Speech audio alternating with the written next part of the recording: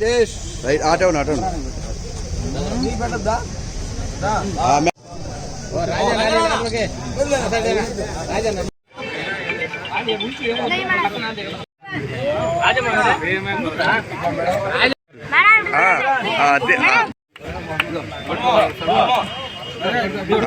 కానీ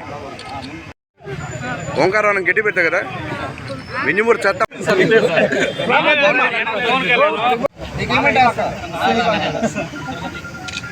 అన్న సత్య నన్ను చేయకుంటు రోజు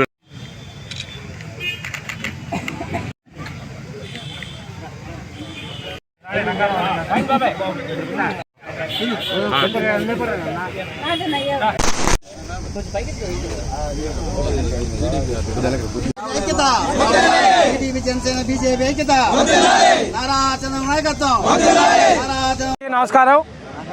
నా పేరు కదిరి వెంకటరంగారావు, భారతీయ జనతా పార్టీ ఉదయగిరి నియోజకవర్గ కన్వీనర్ని.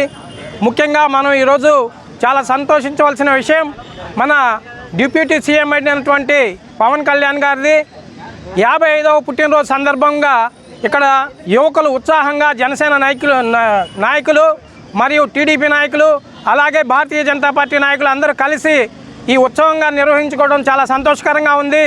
కాకపోతే మన పవన్ కళ్యాణ్ గారు మన వరదలు ఎక్కువ జరిగింది కాబట్టి ఆయన ఇటువంటి కార్యక్రమాలు చేయొద్దన్నారు.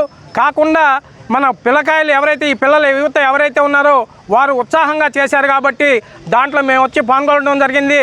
మన పవన్ కళ్యాణ్ యొక్క ముఖ్య ఉద్దేశం, ఆయన మన ఆంధ్రప్రదేశ్ని విడదీసిన ఆంధ్రప్రదేశ్ని జగన్మోహన్ రెడ్డి ఇంతకుముందు ఎలా మన ఆంధ్రప్రదేశ్ని నీచంగా దిగజార్చారో దాని నుంచి పైకి తీసుకెళ్లాలనే ముఖ్య ఉద్దేశంతో ఈ ఉమ్మడి ఎన్డీఏ కూటమి ఏదైతే ఉందో ఈ కూటమిని కలిపి ఆయన మంచి మనసుతోటి ఆంధ్రప్రదేశ్ని ముందుకు తీసుకెళ్లాలని చెప్పేసి చేసిన వ్యక్తిని మన పవన్ కళ్యాణ్ గారిని మీకు తెలియజేసుకుంటూ ఉన్నాను. ఆయన యొక్క ఆశయాలు ఏవైతే ఉన్నాయో ఆ ఆశయాలు నరేంద్ర మోడీ గారికి దగ్గరగా ఉంటాయి.